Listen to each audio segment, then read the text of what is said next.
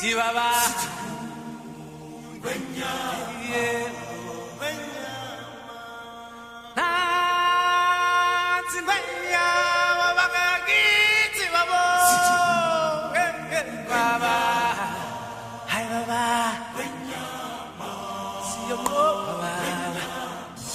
Asante sana, squash banana, wewe nugu mimi hapana. Hello, I'm Robert Guillaume, and I had the pleasure of playing the role of Rafiki in Disney's animated classic The Lion King, a story that has magically come to life at Disneyland. The sounds you are hearing now are pure African. You can feel it growing inside you. A building of emotion and celebration. The images are rich and dynamic, as if the spectrum of the sun's colors converged into one location on Earth. A very special place indeed. A call is heard around the land for all to come together, and we begin to feel the spirit. A spirit shared by millions around the world. And we soon realize that what's happening here is a celebration. A celebration of life.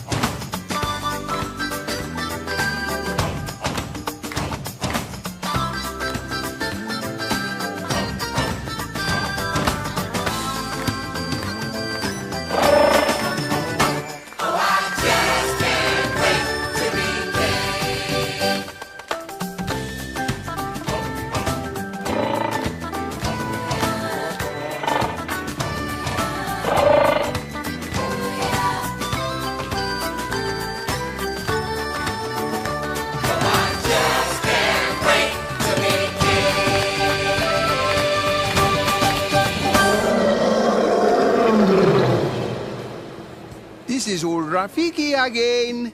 And me, Robert Guillaume. You know, bringing the Lion King celebration to life at Disneyland was a challenge for everyone involved. Careful study of the award-winning film The Lion King helped designers, choreographers, and artists create a real-life celebration for Disneyland guests. Of course, the legend of Simba is central to the story of The Lion King. And that's where it all begins. The legend of Simba is such an important part of the Lion King celebration here at Disneyland. We're really treating it as if it's an ancient African story. It's been passed down from generation to generation as a part of the rich culture and heritage of Africa. With the award-winning film as their guide, the artists set out to tell the story of Simba and transform it into a wonderful Disneyland celebration. A lot of times with parades, with the floats and the atmosphere that we create, we're pulling direct images from the film. And with this parade, it's a translation of the images in the film to an environment created through the eyes of an African artist. All of our elements are sculptural. There's a real sense of folk art, a real sense of texture and detail, and an intense amount of repetition that we see a lot of times in African artwork. And this parade is incredible because of the level of detail and the sophistication level of the artwork that we're portraying through our floats. Bringing the creatures of Africa to life without using live animals was a challenge that the show designers answered by coming up with a new form of Disney animation. They called it puppetronics. Puppetronics is really a very interesting word. Here at Disneyland, we're in the business of inventing and creating brand new things. And we wanted to try to do something very special for the Lion King celebration. So we tried to create a combination in a new way of the technology of normal puppetry and audio animatronics, which is a highly technical way of making physical objects move. By combining them into puppetronics, we created a way to present these animals in the Lion King celebration in a very special and humanistic way. But these puppets are so realistic, not only from their look, but actually from their movement. Because it's a puppeteer that's working on the inside of it, really nothing looks mechanical. It all looks fluid, as realistic as possible. The Disney designers brought the diverse and distinct African culture to life with authentic choreography.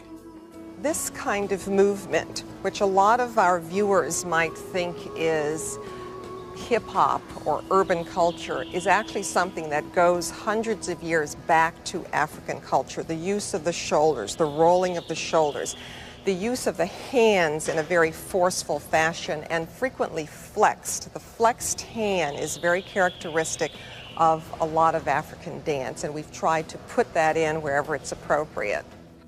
As a final touch, the dancers' costumes were designed so that animals and human faces could be quickly identified.